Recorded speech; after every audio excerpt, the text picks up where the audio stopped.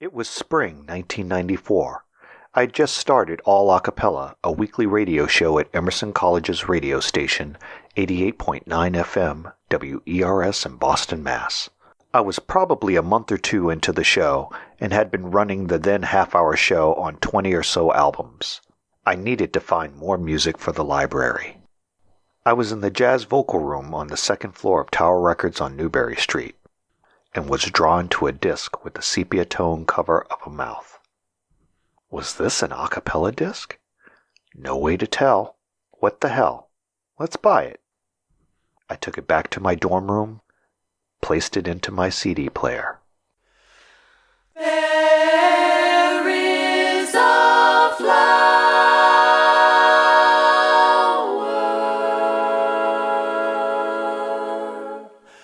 a flower.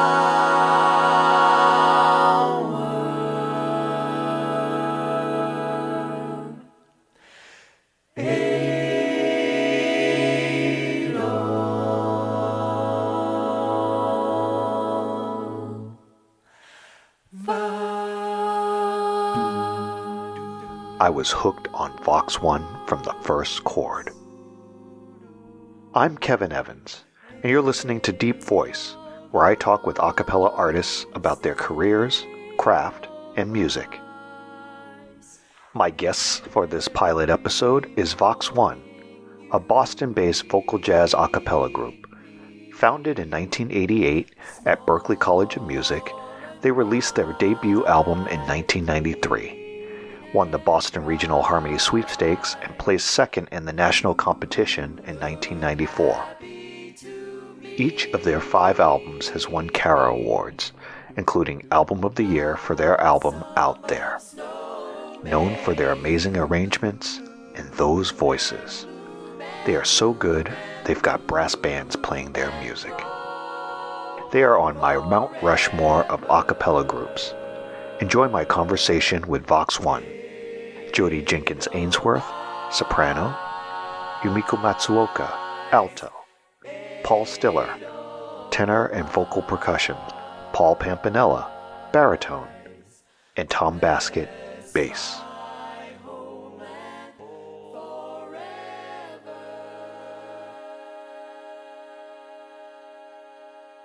Talk to me about the first iteration of Vox One. I interviewed you guys, 20 years ago at WERS. Right, right. And at that time, you told me that you began an arrangement class. Yes, so it was basically my dream. I came to Berklee to study arranging, and I wanted to do a cappella. And so I took what is now the vocal writing class. It used to be called the vocal group arranging class. And who's teaching that? well, I took it first with Ken Greenhouse. Oh, Steve also did it. And yeah. After I took Ken's class, I wanted to still audit, and back then it was easier to just audit and so on and so forth. So I audited Steve Prosser's class, and for his midterm project, I was supposed to do an arrangement and record. I think it was the midterm. Or was it the final? Is that terrible? Probably 2 of them, like midterm and final. Yeah. Two. Because I was a good reader, even though I was not a great singer, I would in fact try to get on everybody's project to sing, and by doing that I was looking for people, and also I was in Ken Greenhouse's ensemble called the College Singers, where I met Paul Campanella and Tom, and so I had a hunch of these people would be good. So when the time came for me to record my midterm project, which was my old Kentucky home, I asked them, and then I don't remember how I met Paula, but I think you were suggested by Steve Prosser, and so I got the 5 people together, all whole, and we recorded, and it went quite well. And back then, of course, when you're students, you don't know anything about your future, and I didn't feel right to be asking right there and then, hey, would you like to do this, on a regular basis? So I didn't. But then I went home and thought to myself, well, if I don't say anything, and this is fine and dandy, but if nothing happens, nothing happens. So and it's so funny to think that back then we didn't have email, we didn't have I don't think we even had voicemail.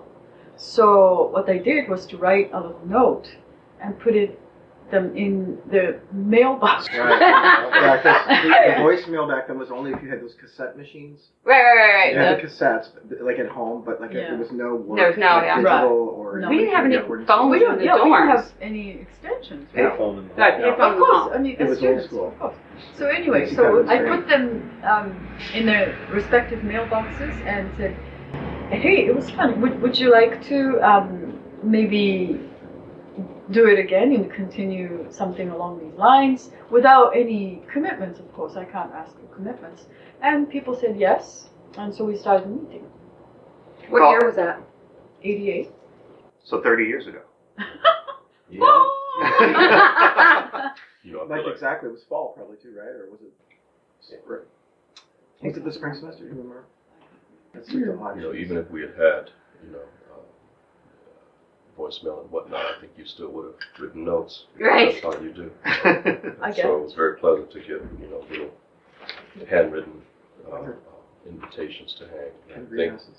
I don't know about other folk, but I remember myself, there was no projection of, wow, this could be a thing that would go, for decades and all.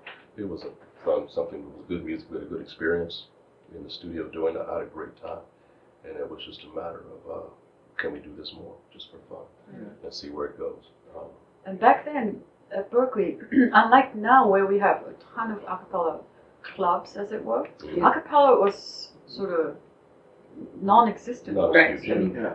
we had this jazz choir that Steve Prosser used to do, but which was 4 that was people, about 5 it. people. Yeah, so very select group. Yeah, a cappella was still at that point, especially if you went to like colleges and high schools and madrigals, barbershop, Right. doo-wop, Well, glee clubs, glee Yeah. clubs, the college clubs, groups. that sure, were but Not like contemporary. contemporary a cappella was just starting. I mean, we had Take Six, we had rockapella, We had the nylons. the nylons. Mhm. Like you could The count bobs. on like one or maybe two hands how many Yeah. groups there were kind of doing, a small ensemble and that resembled jazz or pop. Yeah. And And- recording was a big deal. I mean, unless you recorded with like a little like this, like with a microphone and an enormous tape deck of some type, you had to pay to go into a studio. Like I always tell my students, 4 tracks when we were at Berkeley in '87 or '88, 4 tracks of Pro Tools was $10,000. Wow. Nobody could afford that. So we didn't have any digital recording. So 4-track machines. I have an 8-track reel-to-reel downstairs that I'm working on it right now. Wow. And I've had for 20 years. And it was a big deal to record. It was a bigger event to prepare for the recording because you couldn't just do kind of a half-butt job and then pitch correct it and fix everything. We'd have to actually go in and perform in the studio, and it was And in fact, we didn't even, in the early days, recording, that was long, yeah, There's it but- didn't Still, even happen still until- 5 years away. Yeah. Those Yeah. kinds of things much more accessible now. yeah, Oh, oh yeah. my gosh. So most of our time singing together, I think, was just singing live. Exactly. We weren't thinking about putting it Shows. down. I think when we first put something down, recording was long after we started singing. Mm-hmm. And Steve was really supportive. This is Steve would- Prosser. Yeah, Prosser would give us his chance. He's a great writer. He was a great writer. So he gave us Lonesome Road or the Africa. Barbara of Seville. Africa. Shenandoah. Yeah, Africa wasn't his, but Oh, that's right. He and just- then that's so right. we had a few sort of outside arrangements, as it were, and then I think Then I started writing Yeah. for. I took the Steve's first class. yeah, was your And I wrote Go Tell 'em on the right? Mountain, and I wrote Edelweiss, I think, maybe both of those in that class. And then you brought My Romance, was it? Yes. Probably. Yeah, so I think what started to take shape was that, okay, so we can do our own arrangements, which was really cool. Probably the coolest thing about it. I mean, as far as singing, because it was unique. I mean, back then especially, everything you heard a cappella groups do, except for like Take Six and a lot of it was the same types of tunes that we would hear. And so it was fun to do not original, but like really arranged stuff where we're writing, reharmonizing and messing with a melody. That was really fun. It was really fun to read our charts and it was different. In terms of arrangements, since we're already talking about it, you guys make extremely complex arrangements. Because, At least they sound that way to me. come on. I mean, I'm not, musically, I have no musical training. I just know to my ear that when I hear your stuff, it has a distinctive sound, or a distinctive couple of sounds, since there are a couple of arrangers, and you can hear the differences between the arrangements. You can feel that out. I guess, talk to me about creating a Vox One. Like, are you thinking when you're arranging something, this is for Vox One? Because, Absolutely. or are you thinking, this is just a song I like, I'm going to arrange it? Perhaps a combination of both. I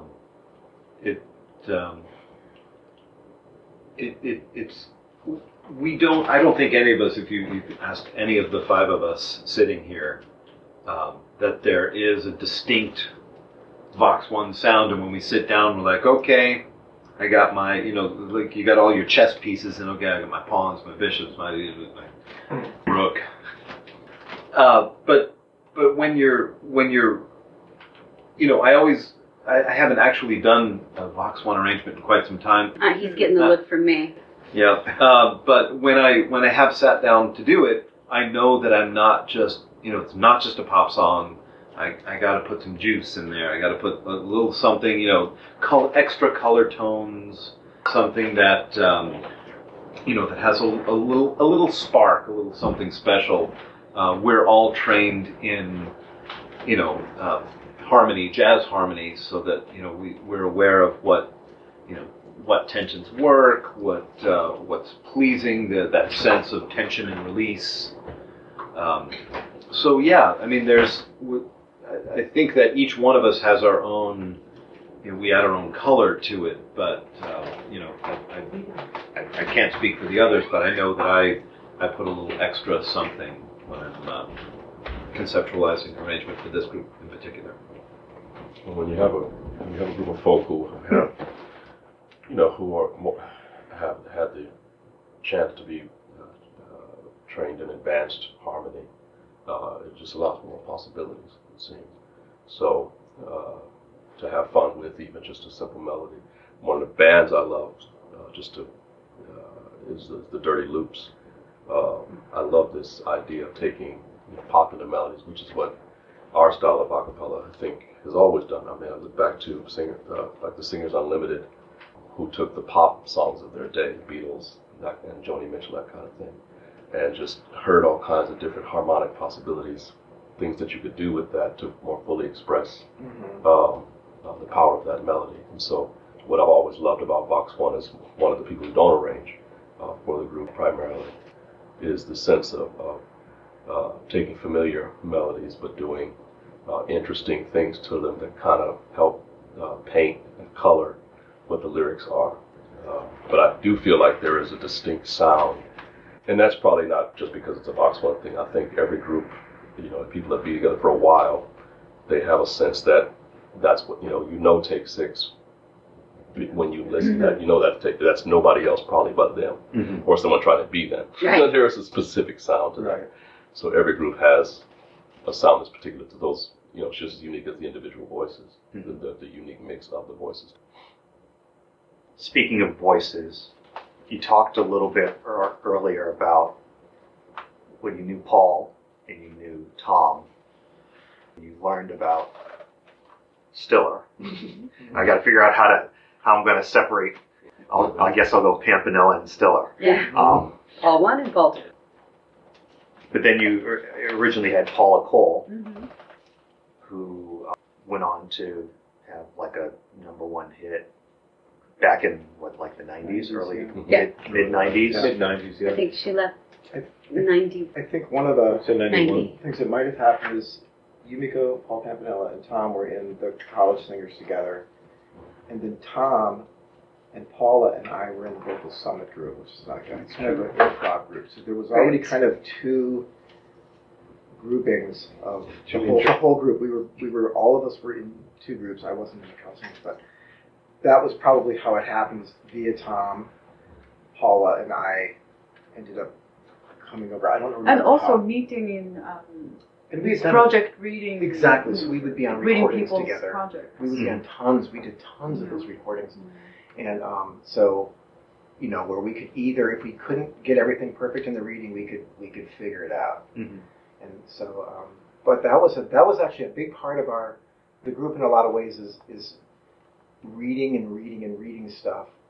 Even though our arrangements are written, for the most part, we write our arrangements out kind of as a composition, or even if it's an arrangement of anything, this is kind of the version, this is the composition of the song, the arrangement of it. And then we sing it, and everyone in the group, Jodi, Tom, that don't write that much, sometimes they do, contribute as much as anyone else in the group to the sound of the group and how we might alter something after we learn. We get on the chart, we read the chart, we get off the chart, and then we actually start to shape it a little bit. Okay. So it's not that we sight read and we're reading exactly what's on the page at all. In fact, when we go back and do rehearsals for a song we haven't done in 7 years, Mhm. we're all laughing because, oh, that's my part. Wow, because we've morphed it. Or it's We changed either so much. forgot, Yeah. or we've done a little lick in somewhere and we've moved it, and there's tempo changes. All kinds of things have happened to the arrangements over the years, and that's what we all call the Vox treatment. So that's the group contributing musical, dynamics, vibe, whatever you want to call it, to all of the arrangements. All of the arrangements have become the group's arrangement. Yeah. In a lot of Right. really, there's I don't feel any more ownership to my arrangements than anyone else because so many other people have added to it. No, what I was so impressed was it wasn't as if I was thinking, especially at the beginning, writing for these people per se. I was just writing whatever that I wanted to do, harmonically and structurally and so on and so forth. And when I bring it in, these wonderful people would read, and even though I don't put in the dynamics, for instance, I hate to put in dynamics because I'm lazy, but they were so intuitive, and so they understood what I wanted to hear, and so that intuition part of it so impressed me. So I need to jump in on that because when somebody writes a really good arrangement, or when a melody, let's take my old Kentucky Home, and the melody can stand on its own, the melody will tell us, right? So in an arrangement, the arrangement will tell you where we need to put the Right. dynamics, and it tells you. It's like begging for it. And But so, How they everybody build and you all understands true. that. well, that might be true, but That's your it. arrangements are really not easy to every- do that with because they just do that. And that's part of the thing is, when you have the blessing of being able to study, to listen to a lot, to have some great mentors, then eventually you, like Paul says, you kind of know that, or the arrangement tells you what you should do. And then also I think it is about the voices, so the individual voices, because there's ranges involved in tonal quality. So Paula was the original soprano, even though she's not actually a soprano. She would say that herself. She moved out to California after graduation to pursue a solo career. We replaced her with some great singers. At one point, Paul Stiller went back to Minnesota to get married. We replaced him for a while with a couple of folks, great musicians. So I was gone for a few years from Vox One. We replaced me. So the sound continues to go on, and it changes and morphs slightly you know, or even significantly according to the voices that are being written for at that time. Right. So how'd you find Jodi? How did We we did find Jodi? an audition. I think we So saw 3 it was people. kind of a long process.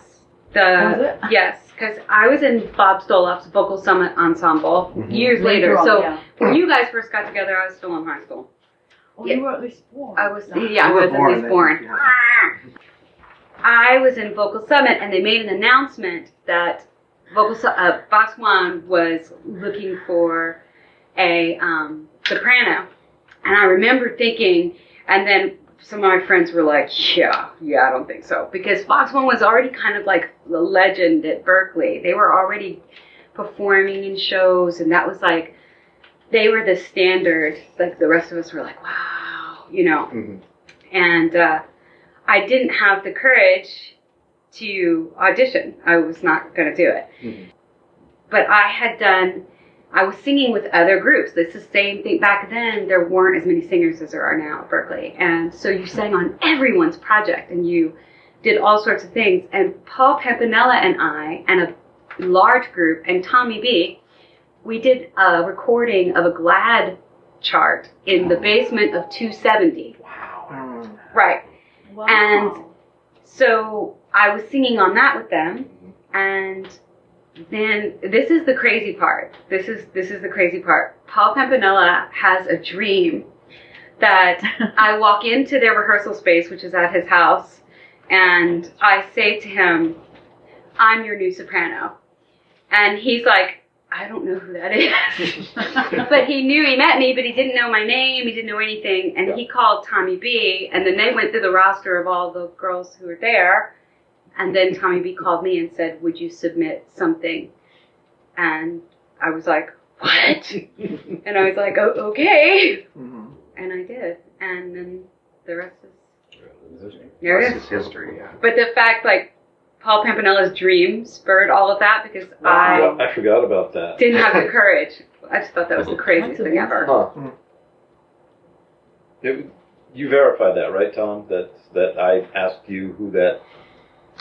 Brother, it's all in the Yeah, fall. Yeah, because at first, Yeah. I'm sure all of that's true. because first he was like, Lynette, because Lynette Ashton was singing with us, and we were She's was all a singer the- now in Nashville. right, we were all he was going through the list of all the girls that were there, and then he finally got to me, and you were like, So about how many people sang in the GLAD project? the GLAD 10 or project has, 12? the GLAD has more parts, so there was like, Right. That's yeah, right, there was that's a bunch of Glad us. used to overdub a lot. Yeah. Yeah. So there was a bunch of us. Hmm. And I don't even know why we were doing that. That was one of those things you did a recording in a basement for a, Yeah, for fun and For fun and- experience. yeah. Yeah. So, yeah, what was that? Sticking with questions about voices, I want to talk about Tom's voice. As a bass singer, when you sing the lead, you don't sing your lead as a bass singer. Typically, that's right. Yes. And you were the first kind of bass singer who I heard didn't come up and do like a big booming Right. kind of bass solo. Good night, sweetheart. Yeah. Yeah. How did I didn't even think about that. How did that come about? And when you do sing like the lead in a song, does that feel more natural to you than singing in a bass type of voice? That's a great question, Kevin. It really is. So the first part of your question, I've always been able, in groups growing up in middle school, high school, I was always, in the bass section of the choir and that kind of thing, because I could do that. But I didn't, I didn't start out as some singers do. I didn't start out to be the bass singer in anything.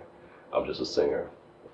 So most like other singers, I would sing typically, high baritone, low tenor range is kind of where my solo voice sits. So Yumiko and other folk kind of knew that because they heard me singing in other things besides Vox One, and so it would be. I think they found it interesting and fun to play with that. Mm-hmm. Switch parts kind of thing. Usually Paul Pampanella will take the bass part when I'm not singing bass. I think that's how it came about. They just, again, writing for individual voices. They knew who the voices are in the group, and they would write for that. Does it feel more natural? Yes, in many ways, yeah. Because like most singers that come to Berkeley, most singers consider themselves solo singers first. And so when I'm soloing, that's typically where my arrangements sit. Although I do, there are some good baritone pop songs that I love. But most natural to me, is to sing in a high baritone, low tenor range. That's kind of what I do when I'm soloing. Yeah. Can I throw something in there too? So Tommy B has a huge vocal range. So just from the get-go, the reason he sang bass in high school or junior high is because he could, and I can't. So you know what I mean. So you get put. The director doesn't even care what you think. They're like, if you sing that low E flat, you are singing bass. So that happens. But also coincidentally, up in that time when we got together, Bobby McFerrin was huge. Yeah. So Bobby McFerrin was doing everything. He was doing, and there was a lot of inspiration from that guy with bass lines and so you know what I mean. I'm not saying that Tom took that from Bobby McFerrin, but it was there. If you're a vocalist in 1987 or 8, you loved Bobby McFerrin. He was everywhere. Yeah, you're encouraged to use everything you got. Right. But he was like one of the only people. I mean, Al Jarreau somewhat too, but really more Bobby McFerrin as far as doing it a cappella and really doing the bass and doing the melody. And Tom is the kind of person that could do that same thing where he's got the vocal range to cover all that stuff. So I think that's a very unique thing. Could you believe in a dream if I tell you that it's true? Would you believe, precious friend of mine?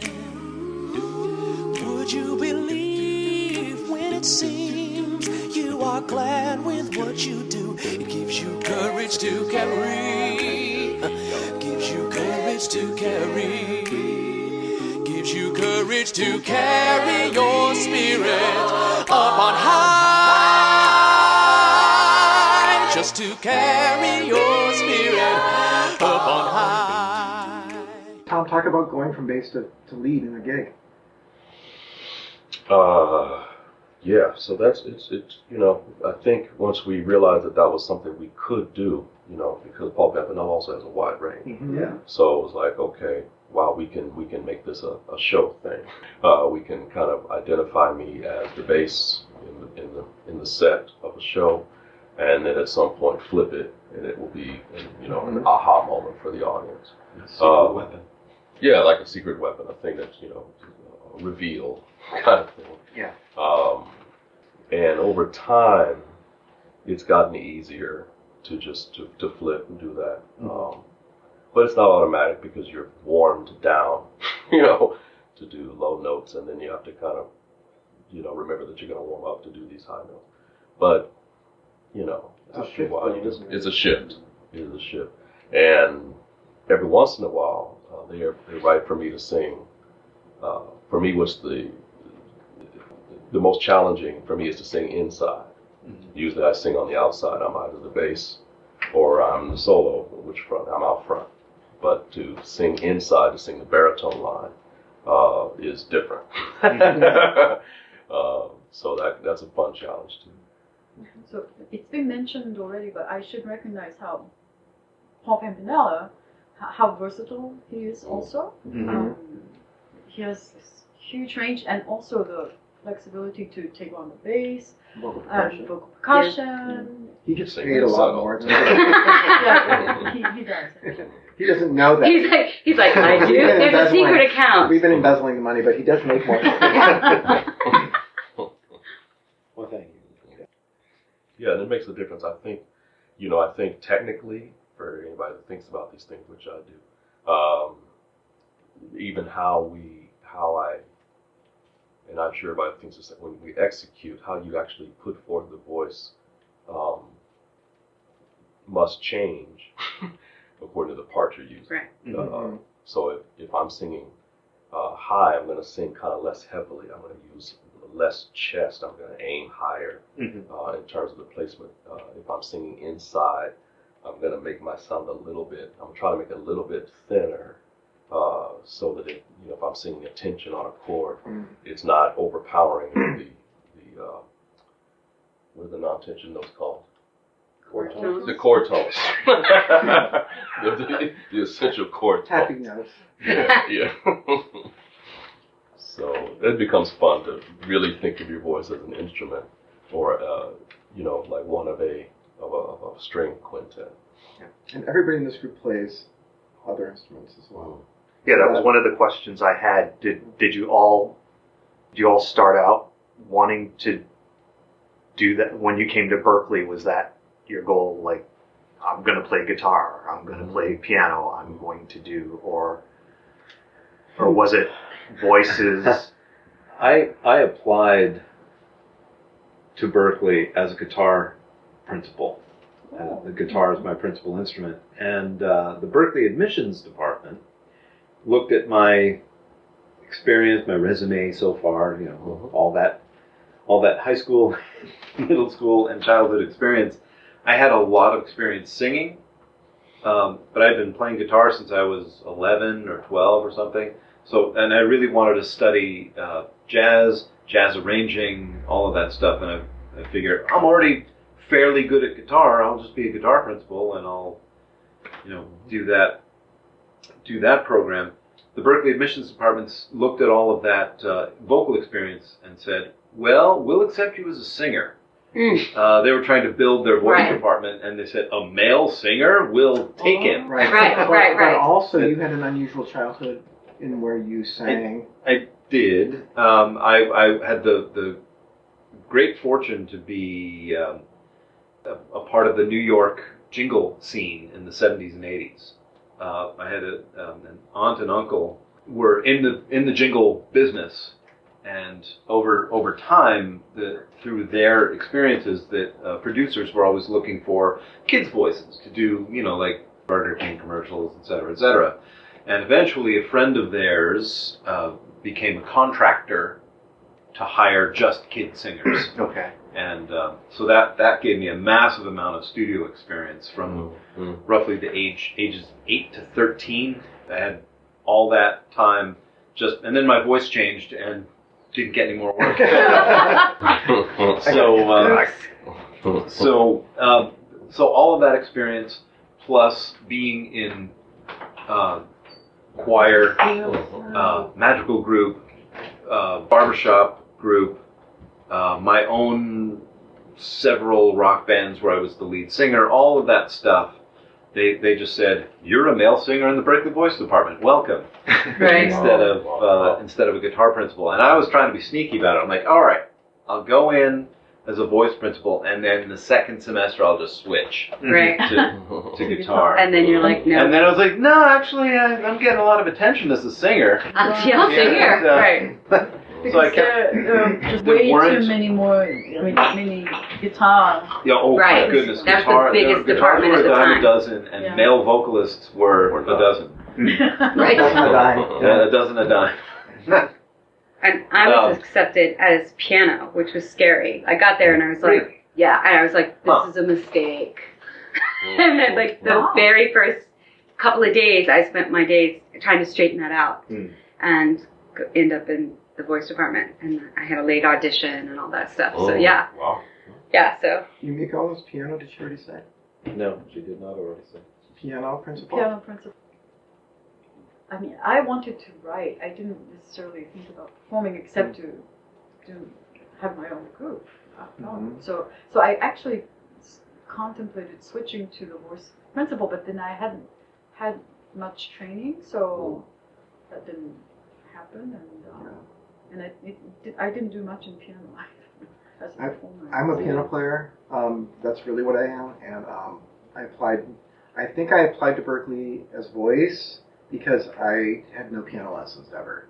So I was like, I don't know about doing that. But I really wanted to be piano, and I bet that really all of us love singing. I mean, if I could probably answer this for the group, we all loved the Eagles. We all loved Earth, Wind, and Fire. We all loved all these vocal groups. And singing was always singing in harmony. Was always great fun, and it's just fun to sing, be part of a chord. But I think for me going to Berkeley is I took some stuff and I played tons of recitals as a piano player because the piano experience, the way I look at it is the more instrumental experience you can have, the more it's going to feed into your singing anyway. Yeah. Okay. So, and I think all of us have that kind of instrumental sensibility to us, even though we're singers. We still come from in a lot of ways, a lot of us come from an instrumental background. I played more recitals, probably by twice as many as a bass player than as a singer, Me too. and never on guitar, never ever. Right. And then Tom, Because there were so many intimidating guitarists at Berkeley. Smart choice I made. and Tom has a drum background. Yeah, I grew up playing drums. I mean, singing was always my main thing. But I grew up playing drums, and I grew up imitating bass players because I just loved that. Yeah. I never learned to play bass. But yeah, that's where my ears would always gravitate to, was the low rhythm section of any song. Mhm. So, Even before your voice changed. yeah, even before my voice changed, because You're like ding ding ding ding. because I grew up, playing 6-year-old. and singing in church. Yes. And, Yeah, me too. and here was, although Courtney was on the drums right here, and Deacon Buckingham was on the bass over there. And Deacon Buckingham played the same bass lick for every single song. It was amazing how he would make that same bass lick fit. Like the same bass line, he would make it fit for every single song. He'd find a new key that the new song was in, and then he would play that same bass line. Here it is. And I just, impressed him you so. there was a sense of authority about it. Like, that's my line. Well, that's the other thing. When you And I didn't know any better. I didn't know that's probably, I didn't see it as non-creative. Oh, that's funny. I saw it as, that's his style, that's what he does. It's kind of like it's like a drummer that doesn't do anything fancy, but they've got such a good groove. Right. And then somebody who knows everything and knows all those 17/8 and doesn't play anything, and they don't have the feel maybe. Right. So I mean, it's interesting how you can be inspired by somebody who's just laying it down. Just laying it Right. down. Yeah. That's, we all know that. I want to go back to, and Yumiko's kind of mentioned this a couple of times already. You mentioned that you wanted to do an a cappella. Why? Why a cappella? Okay. Because I was blown away by, in my high school, the last year of high school when I was in Japan, I heard the Christmas album by the Singers Unlimited, and I was just utterly blown away. Mm-hmm. And so I always liked, I was never good at practicing piano, even though I did piano for quite a few years. Oh, I hated to practice. And All of your students are listening right now. Oh. well, at least I'm not a piano I know. teacher. But anyway, so I was always fascinated by harmony, and especially vocal harmony, because I think there's something so special about the human voices together, and when it happens, there's nothing else like it. Yeah. And I had that as a child, sort of sense of that, and then when I heard the Singers Unlimited, it's just like, but it was quite a few years before I actually got to Berkeley that I got to realize, but it must have been such a shocking event for me that it stuck in my mind, and I wanted to do it. I think as a writer too, right? Because it's you can play a chord on the piano that we sing as a group, and it's just not the same deal. And there's just so much juice in there. There's a different emotion attached to each note in that chord, and there's and all the shaping of it. You're not shaping your vowels on the piano. You're not, you can a little bit, but it's so Overtones, man. It's so cool to be, and I think for the inside people, so Paul P and Yumiko and I are kind of always on the inside. Jodi's on the top a lot, and Tommy B's on the bottom. Not every song, but there is something super awesome about being in that mess in the middle, where we're right next to each other, and it's so challenging. And the thing, like as a singer in the group, for me, it's like which finger am I now on this song, and it's all fun. Like singing background parts is just as much fun for me as singing lead or doing vocal percussion. Or sometimes more. Maybe more. Yeah. Like when I get on alto, I'm like, woohoo! Yeah, it's fun. I mean, it's good you mentioned that. I remember because I was blessed with a very good public school high school program in high school, and so there was like many good high schools had a vocal jazz ensemble, with the band and everything.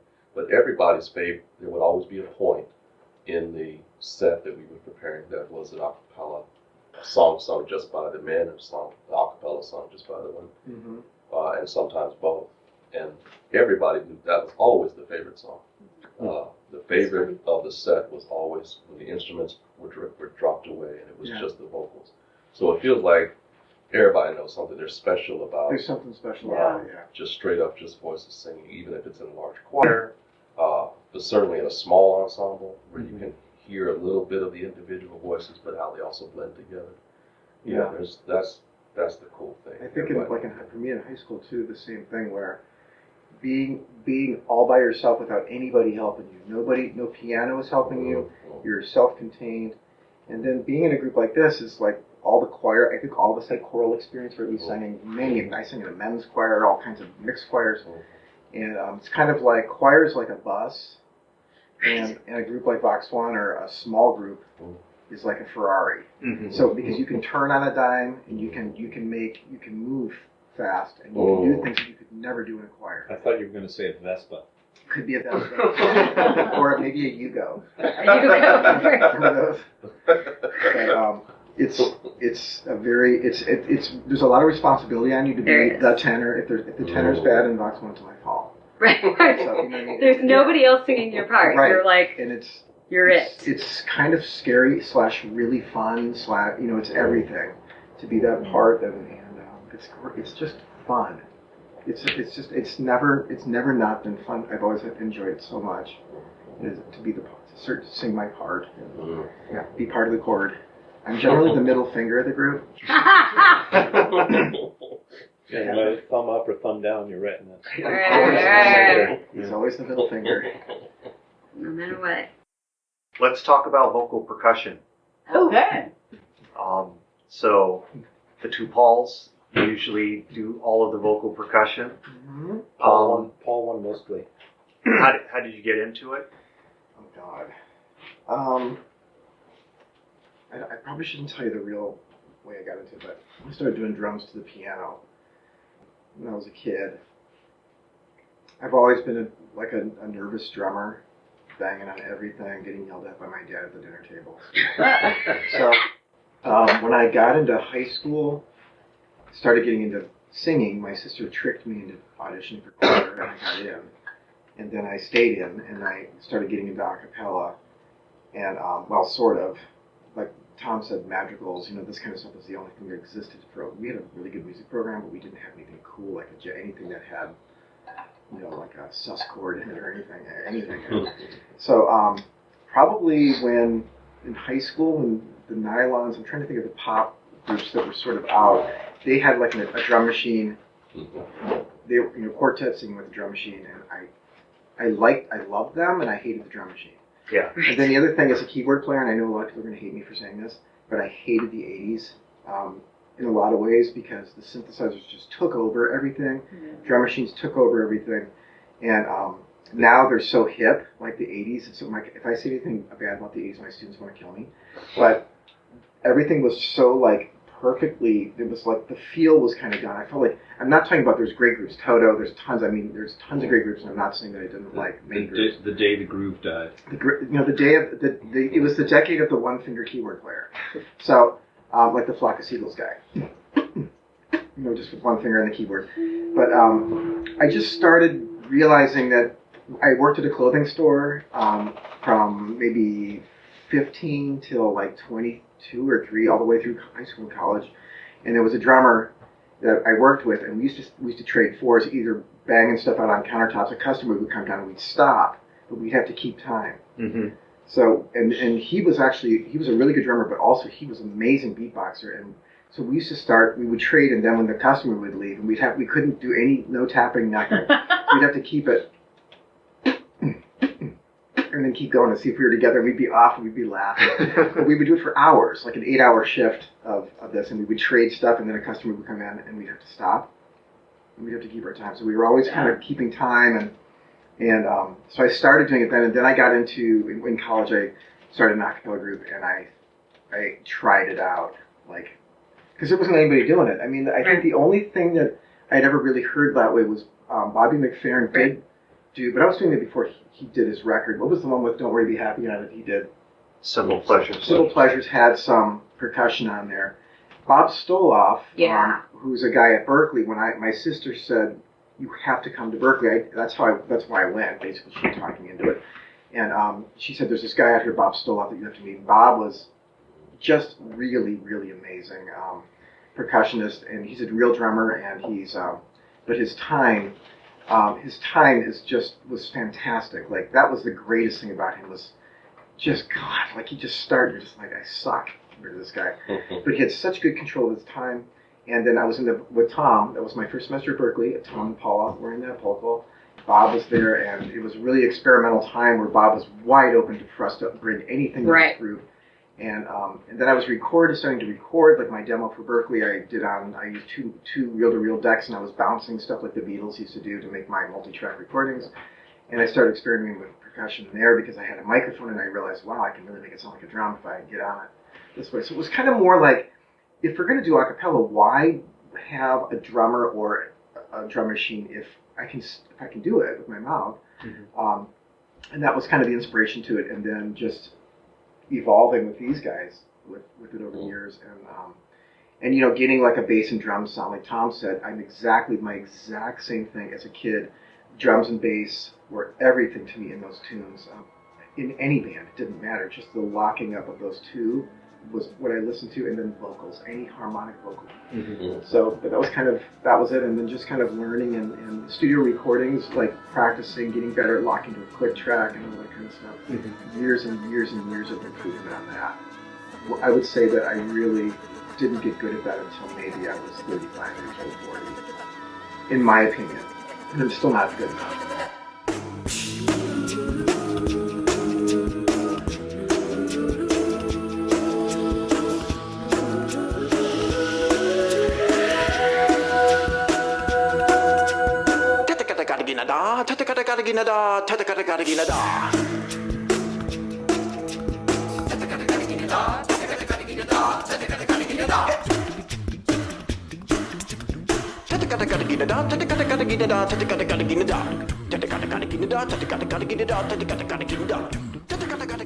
How do you determine when you're going to add the vocal percussion That's a good question. to the song? So let's say Yumiko writes an arrangement, and she wants vocal percussion on there. Or if I write a song, if I write an arrangement with vocal percussion, I'm probably going to do it, and I don't have to tell myself what to do because I already know. So Yumiko, basically, I think at the beginning, just trusted me to come up with something, and of course, it has to be immediately work with Tom or Paul, whoever's on bass. That is an enormous part of. I can't bring something to the song that does not work with the bass line. It has to work, number one, first there has to be some kind of a glue there, and then it has to work with the whole song, and it can't be too much, it has to be enough. And so I think as a keyboard player, I played in a funk band that became the New Power Generation. I missed that by about 3 months. I played in a reggae band. I played in 2 jazz fusion groups, blues groups. I played in tons as a keyboard player. So I know a lot of styles. And I've been right in front of the drummer for almost every band. So I know stuff, and I'm watching their hands, but I know grooves. So if Yumiko brings an arrangement that's 6/8 or that's swing or whatever it might be, I've been able to accommodate that pretty quickly because it's the first thing I do when I hear a song is to make drum sounds to it. When I was a kid playing the piano, I would be beatboxing at the piano when I was 8, and it was probably pretty terrible. But you know what I mean, like starting to learn styles and trying to copy drummers. I've always been listening to drummers. I've always listened to bass players, so trying to come up with something that would work. And it's also an enormous relief for the writer to not have to deal, right? Right. I have no clue. And you know, in a lot of ways, it's just a bad idea. In so many ways, it's a bad idea just to write a drum part, unless a drummer were to write a drum part. Even so, one drummer writes for another drummer, and another drummer's like, would it be better if I went whatever? And you're like, yes, that is better, thank you. So it's like, why do I just not say anything and just do your thing? Let the drummer be the drummer. Yeah. as long as it works with everything. And then there were times, I'm sure, where, Yumiko would say, in this part I really want it to be more like sparse. Yeah. Or whatever. So then I have to, and we don't know the song. When it's a new arrangement, we don't know it yet. We think we do, but we don't know anything. Yeah. Until we sing it maybe several times, it's like, what would be really cool here is this, or let's double time feel it here, or let's half time feel it, or let's swing it. Like in Respect, when we do Respect, Tom and I are screwing around. All of us are screwing around, right? We change feels, and Tom will do a walking bass line, I'll do brushes, and it's a funk tune. It's like a rock and funky. So that kind of stuff is just, I don't want to say showing off, but it's showing off in the best possible, happiest musical moment way. In other words, just having fun. Right. It's just pure bliss to do that kind of stuff. And for my part, I mean, my vocal percussion contribution is very limited in this group. I do 1 1/4 songs, and really all that I do is keep a beat. But I do want to point out that is the chief difference between a group like Vox One. I don't want to say we're the only one, but a group like Vox One and a lot of pop groups, college groups, high school groups, is that the drummers are, one of two varieties. They're just keeping a beat, which is fine as long as it's a good beat, or there's just a lot of quote-unquote beatboxing going on as opposed to drumming. Mm-hmm. I judge a lot of a cappella competitions, and I hear a lot of whole notes in the bass with a cool groove underneath it. I'm not cutting up on the groove. Oftentimes, some of these vocal percussionists are very talented, but there's no interaction between bass and drums. Right. Yeah. And when you have that as a part of your sound, that's a different thing. Rather than you have like an 18-voice college a cappella group, and there are these beautiful textures, and there's really some nice writing going on there, but they're very choral in nature. It's like choral textures with a beat underneath it. Mm-hmm. And it's nice, but it's not the drum and bass. It was influenced by different things. Yeah. Now, EDM, dubstep, there's a lot of what's influences ears now. Yeah, that's in pop Whereas- music like crazy. Right. Whereas back in the day, they were influenced by live bass player, live drummer who were Exactly. interacting. Right. So it creates a different sound, and you're not gonna put one generation's ear in another's head. It's just not. Well, you could if Yeah. you listen to a lot more I music. think that vocal percussionists, like when I started, I was trying to be a drummer. Now they're basically, I would call them rhythmic sound effects people. Mm-hmm. Because they're not, it's not even, it has nothing to do with the drum set. It's the TR-505 that they're copying from 1987 Mm-hmm. or whatever. So it's a drum machine sound. It's all the weird computer noises and Godzilla noises. And I like stuff. Godzilla and drumming. Yeah, but I mean, it's fun and it's cool, but It's not a drum set. it's just not. It's a different. And it's not only just drums and bass. So Tom's busy, I'm simple, Mhm. and we have to play off each other. Or if Jodi's singing lead, I can't just be banging and killing her and just drown. You know what I mean? Upstaging her basically, or anyone. If there's anything we have to get out of the way for stuff, and we all know that. So it's kind of the ensemble experience of, okay, Paul, you're cool, you're doing drums, but please shut up for a minute. Mm-hmm. So I mean, being the drummer, I think we try to be the drummer role in the band. I'm not a vocal percussion soloist to speak of at all. Yeah. I don't spend hours trying to come up with super crazy cool sounds. I'm more interested in just trying to lock into Tom, if it's us or whoever's doing bass, to try to lock in, and then trying to do something that works for the song, that builds the song, that makes it kick ass or makes it get out of the way, or just keep in a groove or something. Sometimes so it's more ensemble in approach than it is. I don't want to say the word novelty, but novelty. Because it was really a novelty. I mean, when we started out, Right. Yeah, we would do a gig and people would just be like, What is happening? Yeah. and even and Tom as well, or any bass line as well, was really kind of a weird, because they were always doop doop doop doop doop. Bass line was always very stereotypically like a doo-wop or a, and then to have somebody doing like a walking bass line with like brushes was really, really, really like, people would be like, where's this coming from? People used to come up and say, was there recorded stuff? No, it wasn't me doing that. Yeah, I think at the time that I met you guys, I don't think Rockapella had Jeff yet. Nope. No. Nope. And I hadn't heard of the House Jacks at that point. Yeah. Um, When did they start anyway? 90, 91, something? yeah, it was around the same time. Yeah, we were 2-3 years before those guys. They learned everything from us. And even groups that were established, like Take Six or Right. something Right. like that, Right. it was just And they were still doing the finger snap thing. Right, there, they did do the which finger was snap. Probably they were doing the finger snap, Yeah. and on that second album, There they was brought some in some drum machines. machines. right, Yeah. right, right. That's right. They did. Yeah. But that group was just so like the first time the first time I heard it, I was mad when I heard Take Six because it was like I was just mad because how dare you? How dare you do this? So amazing. Like, how dare you? Cool. And it was just so cool. In line with how busy their schedules are, Paul and Tom had to leave, and I continued my conversation with Jodi, Paul, and Yumiko. I think Yumiko and I would agree on this. Jodi and Paul and Tom are the real singers in the group. Well, so You are don't you. Don't No, let I'm him not. fool you. Don't let Yumiko him. and I Don't let him mess with you. are more probably come from the writing place and from the I definitely. I'm a piano player for the love of God, and I'm a drummer wannabe. But losing Tom was losing an enormous lead vocalist, like an enormous presence in this group. Right. Yeah. And his bass stuff was uniquely him, very very Yeah. different. Benny was amazing bass, He was. He is. He's not.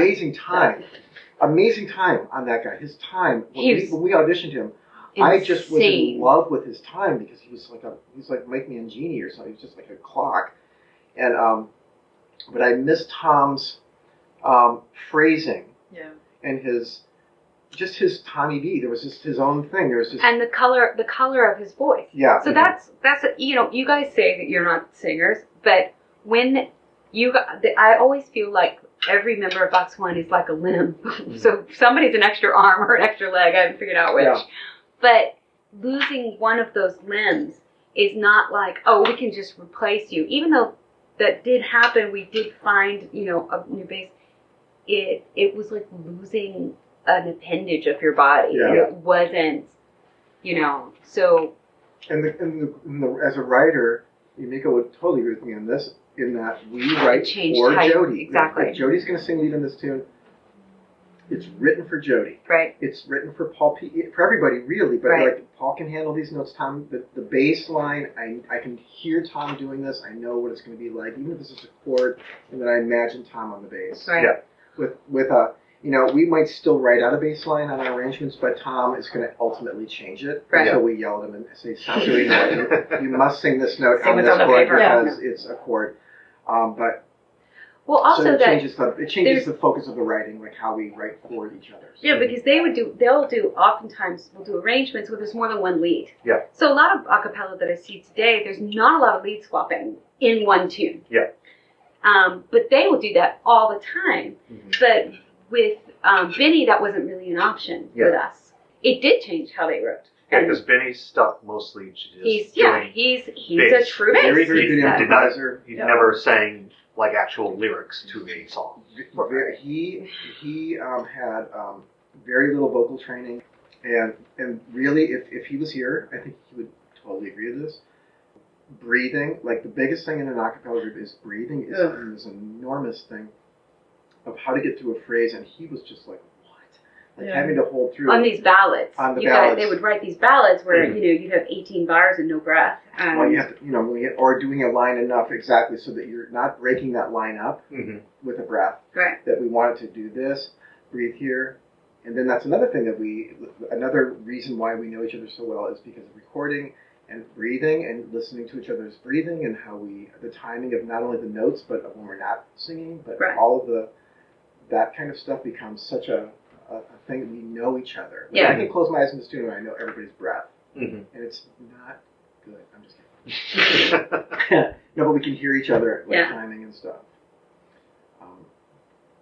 So yeah, it was hard to do that, and I know people are replaceable, I guess, but it does change. It does the change. nature of the group then goes different. And with that's that person. I guess that's the thing that I have come, not only do I love these people, that these people are my family, but it is that if Paul is absent from a gig or something, or if we had to have like somebody come in and cover something for something, I miss that color, and Mhm. I had you have no idea until that color is not there, until that presence is not there. And that's not to diminish any contribution that anybody has ever contributed to this group, Right. because they've all been wonderful and amazing in their own ways. I have an embarrassing question for me. Oh, I assume none of you remember the awful audition tape that I actually sent in to replace Tom. I don't even think they don't even know. You might not have even got. I think I gave it to Paul Oh, Pampanella, I'm sure we listened. and it was Yeah. probably pretty bad. I remember like sitting in my bedroom, Yeah. with like a blanket over the door to block any noise. I I had my boombox recording in the 90s. recording. Hmm. I had my headphones on with one of your CDs on, trying to Oh. emulate. Oh, but that's Tom. That's hard. that was like Trying to sing along with a CD, do you know what I mean? Is Yeah. incredibly hard in general. And so to do an audition yeah. like that's rough. That's hard. That's hard to do. We auditioned a few people, and Yeah, we had Benny and Dan. Danny Williams. Dan That's Williams, right. great singer. Yeah. Great. And it was really just an impossible thing to try to replace Tom, Right. because it was the original kind of the family, and we had all been together, and it was like, I think I was just kind of depressed. Yeah. It was a very difficult hard time. time for us. Yeah, it was It a was really- extremely hard it time. was Both terrible. both hiatuses were hard, but I think as I've gotten older, the one thing that I am comforted by, and I can't tell you what it is, but I feel like we're like planets. I don't know what the sun is that's in the center, but we always gravitate back together Yeah. somehow. Yeah. And so no matter what season we are, because everybody's seasons have kids, like, retiring or not retiring, or, like these different seasons change a group. Yeah. And I'm now comforted by the fact that somehow, no matter what, the five of us are going to gravitate back together. Yeah. And we're always joking about being like little old people with walkers and be like, Having mics mounted on our walkers. yeah, like, Vox One, it takes 20 minutes for us to get on. All right, that's the end of the first set. right, exactly. So, With our oxygen tanks hooked up, like I just always I have that comfort now because of those two hiatuses. Mhm. I mean, the fun of the group has been the rehearsing, the writing, all the work. They always say the journey is what you remember, right? It's not the album. I mean, the albums were products of enormous amounts of stress and work, but all of the rehearsal. I mean, if we look back at how many hours, especially back in the old days, like the first 10 years we We were rehearsed together, 3 times a week. we rehearsed 8 times more than we gigged. Part of the inspiration of that was Steve Prosser, who was our teacher, would just basically always make us feel like we were terrible and say, and he would never do anything live because he was like, he wanted everything to be perfect all the time. So we practiced a lot, and it was still kind of crossover from the analog years, late 80s into the 90s. Really, recording wasn't really that possible until mid 90s. Was it affordable, even sort of affordable? To do a thing on your laptop. It just didn't happen. It didn't happen until really 2000, where you could afford it and it was actually, So everything was planned, everything was rehearsed, everything was basically a studio session was an expensive rehearsal, and we would prepare and prepare and prepare to the best of our ability for those things, and that was where we just put a lot of sweat into this group, and we never did it for money. The thing that has held us together is just the songs.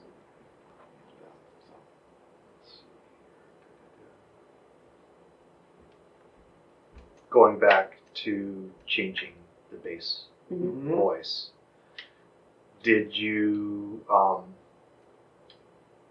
were you trying to, at that point, were you trying to keep the same kind of sound, or you knew you would have to totally blow things up, or maybe not totally blow things up, but definitely go in a different direction. We didn't know what to expect. I don't think it was conscious. I really do think it's like when you have a catastrophic loss of a limb, your next is how am I going to get up and walk? Mm-hmm. And so we were just determined to keep going, and I don't think we had any type of, or at least I didn't. I mean, I'm not a writer, but I didn't have any type of vision as far as like what are we going to morph into? How is this going to change us? Yeah. It was like, all right, how are we going to keep going? Like, if I can just say for myself, I think that there was part of me that did not want. It was almost like we were kind of, who's going to audition and what are we going to have, and we don't even know what we're doing. Yeah. We can think we know what we're doing, but it's easier to look back 20 years or whatever it was and say, now I think we kind of sort of knew what we were doing, but we didn't know what we were doing. I mean, as far as that. So there was part of us, I think, that I didn't want somebody to come and be the new Tommy B. No. Because, there was, you can't replace it wasn't that. like we were trying to stay away from somebody who can sing lead and bass. And, so Benni was just completely different from Tom. Yeah. In so many ways. He's a piano player, a really good jazz piano player. He was a different kind of musician, and so that was kind of exciting for me to have that, because it brought a totally different thing to it, and then it also enabled us to keep Tommy B special, because they were so different. Almost, if we would have had somebody more like Tom, I think that would have been kind of weird, sort of, because then it would have been nice, like I'm sure for Yumiko, she's always writing leads for Tom, writes a lot of leads, and missing that, it changed the group in a ways because we couldn't write the same. Yeah, but it was almost an after effect. It was more like he came in and then we made the adjustments because it wasn't something we were planning. When you listen to the Chameleon album, like even the songs, completely. So I mean, you listen to the song Chameleon. Yeah. Yumiko, you wrote that, right? No, Paul. Paul, you wrote that. Okay. But yeah, that has a totally different sound. Yeah. Than anything else that you and guys it's have done. and that's like trying to focus on the strengths of anyone's strengths, right? What can Benni do? What can he bring, and what does he want to bring, and then how do we make that as great as we can, that his things that he can do? And so it really did pull us in a different direction. For me, it was fun. Yeah. That was a fun aspect because it was different. Oh yeah. And it was funky. but we lost things when Tom left, clearly, and it takes time to kind of Regel. understand what everything is, and some of us are dumber than other people. Well, I mean, thinking back to Chameleon, what I ended up writing for that album, in fact, I definitely did not switch gears writing to accommodate Benni's strengths necessarily, because like Danny Boy, right. You Don't Know What Love Is, Over the Rainbow, those are still, I'm sort of, I guess my mindset was still Tom. Right. Now let me think back. But You Don't Know What Love Is was Holly, right? Yes, Paul still, but Pampanella. it's a ballad. Right. It's not. Yeah, that's actually interesting because I remember spending time with Benni in the studio and going line for line Right. Yeah, that so thing because of a breathing thing, and that that has become that song has become like a staple song in the group, and it's weird that Tom wasn't on that. Like Which song was this? Chameleon. Chameleon. Now that No, I'm not talking about I'm talking about Danny Boy. Oh, Danny Boy, yeah. So Danny Boy is just that was an anti-Benni song. That's right. Right. That song had nothing to do. That probably scared the crap out of Benni because it was a vocal. It was a singer. It was a and sing song. That one wasn't actually written for Chameleon.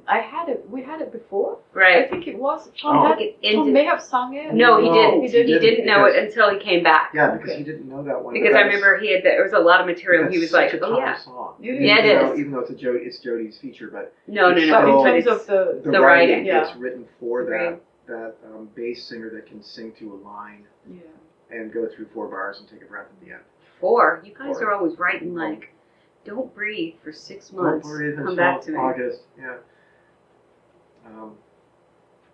Benny brought Teen Town and Green Dolphin. Green Dolphin. And Green Dolphin, and you know, And Teen Town is like from Weather Report, and I know that song. I know it. I know every Yep. single thing about that song, just like Benny does, because I grew up. I wore that record almost through the record. I played it so many times, and so that was exciting for me because Sure. that music was music I grew up on, listening to that jazz fusion stuff. And well, I liked listening how Benny soloed different than Tom of did. course, yeah. There's like a crazy solo in Sea in the Sky. What is that? Oh, yeah. Blues. There's a crazy Mhm. funky Sure. breakdown Yeah, that it's- he it's- and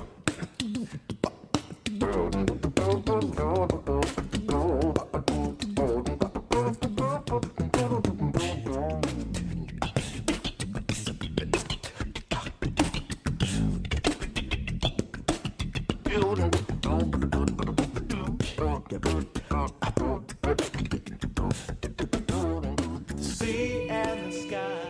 And I remember when they recorded that, I just laughed. I was like, Yeah. y'all need to stop because it was just so that different. It was very amazing. different. But it was just a different. He brought a different. It was a different Yeah, vibe. it was a totally different vibe. Yeah, it totally was. Mhm. It's kind of like Bob Dylan going to the electric guitar.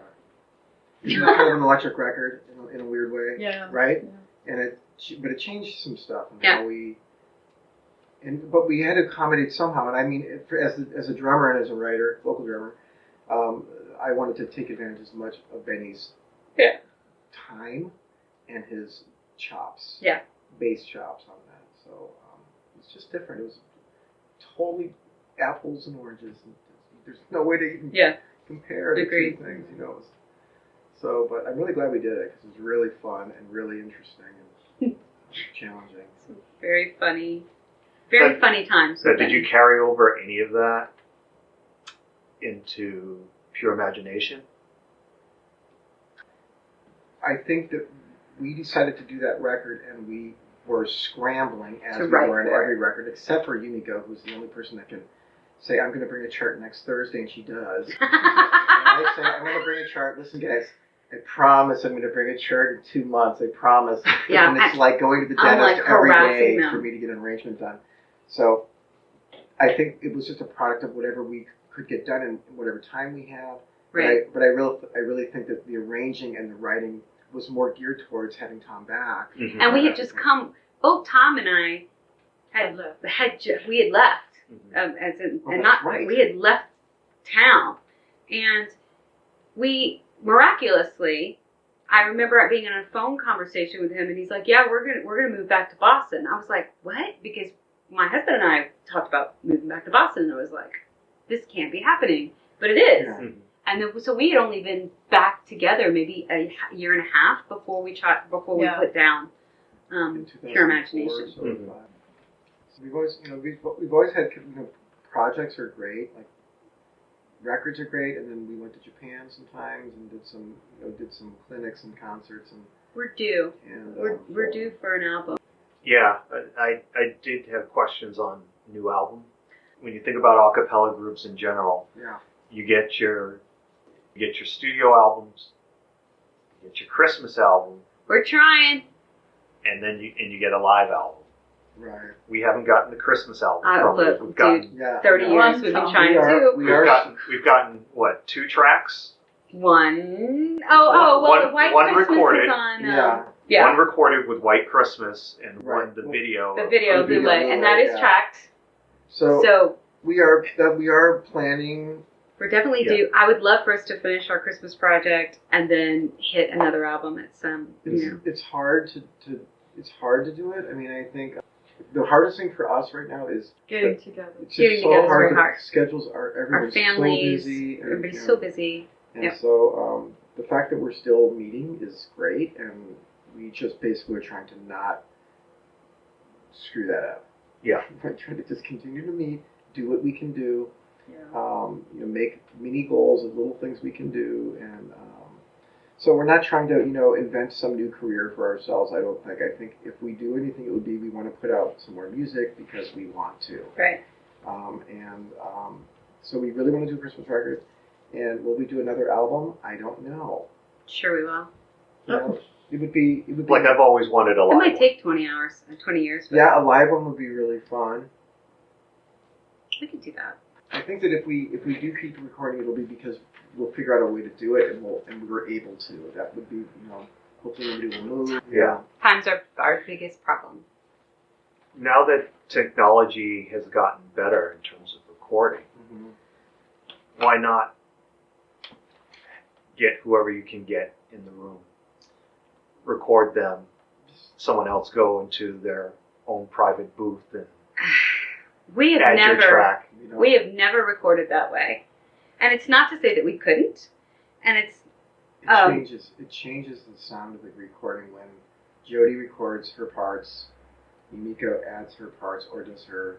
There's Right. just problems with breathing and with the glue and with the one vibe that comes together when we come in. like we don't track everybody together, but Yeah. we usually track interior parts, solos, as bass much and as drums. we can Yeah. together. But your interior part tracking, there's a lot of magic that happens in that Mm-hmm. that would not happen if I was just tracking my part, Yeah. because Yumiko might do something that I hear her do vocally, or I might do something. She hears me do a flip, and then suddenly she's flipping in the same place I'm flipping. Mm-hmm. There's like that thing that happens. And so I must say we are a little bit resistant to change, and we're trying to Yeah. work with that, because we do need to be more flexible, because time is our problem. Yeah. And so we've got to find a way to maybe make that work.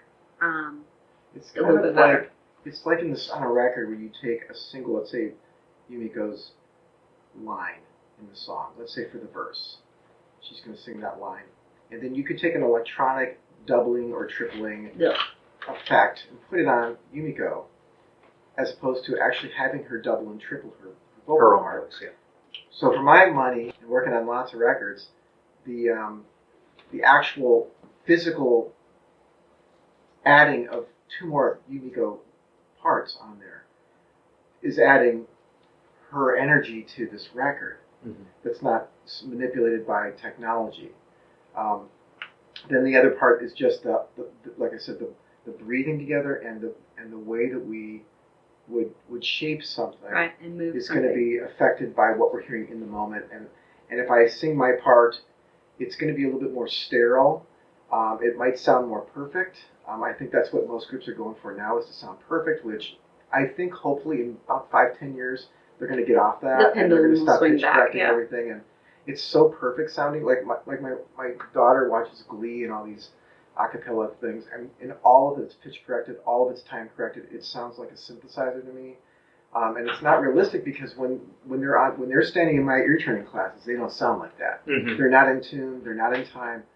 And so You need those imperfections. I think so. I mean, you listen to like an old record, even in early '80s, like a Journey record or something, and you listen to those guys, and it's like there might be some little imperfections, but it just rocks, Mm-hmm. and they're not worried about fixing everything. They're just trying to rock. Mm-hmm. Yeah. And that dynamic is kind of gone away now, because we can do it. I can do my part in the bathroom. Right. Jodi can do hers in the closet in her at work. We can all pile this together and fix everything and make it sound good. Mm-hmm. But it's not an ensemble experience. And so I think we're trying We've got to We're figure trying- out a way to not. we're trying to make this an ensemble experience in the studio if we can, and make Yeah. it Right. that. So there's interaction happening as live as we can. I sing differently with them. Yeah. Yeah. And I don't know if you Right. even heard, as we were progressing, if we changed the key, and then suddenly we're all singing differently. Mhm. And you don't get that with one thing, one part per person. Yeah. But I admit sometimes our schedules are our own worst enemies. Like Yeah. we're not. I used to be like, oh, we're like the band Boston. How long did it take them to put out an album every year? Like it was like 10 years or 7 years between albums, Probably. something like that. I was like, oh, we're like that. But no, we're way beyond that now. Yeah.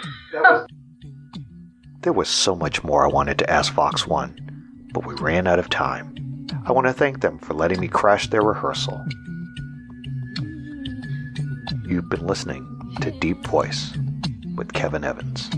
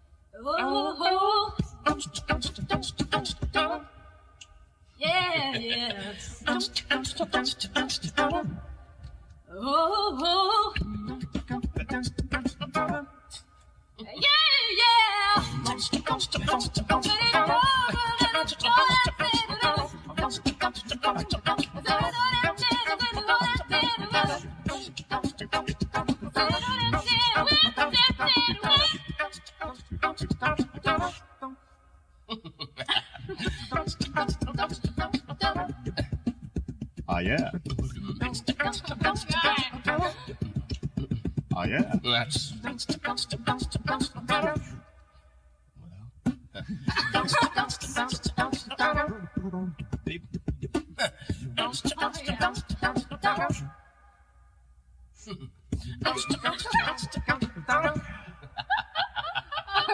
Oh, man.